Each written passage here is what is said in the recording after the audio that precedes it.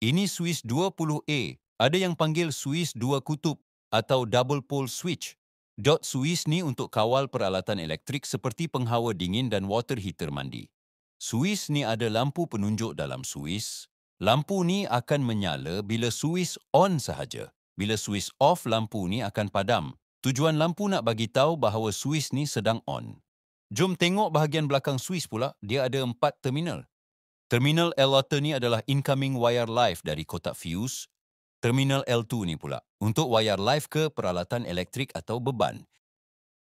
Terminal N1 adalah masukan wire neutral dari bekalan. Terminal N2 pula adalah outgoing atau keluaran yang akan sambung dengan peralatan elektrik.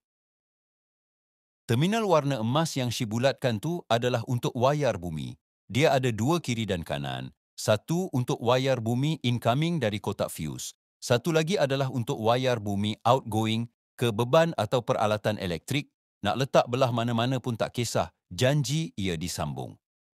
Oh, lupa pula nak bagi tahu. Kenapa orang panggil Swiss ni Swiss dua kutub atau double pole? Sebab Swiss ni boleh kawal live dan neutral serentak. Kalau Swiss lampu biasa, ia adalah Swiss single pole sebab dia kawal live sahaja. Nanti saya buat video yang lain pasal benda ni.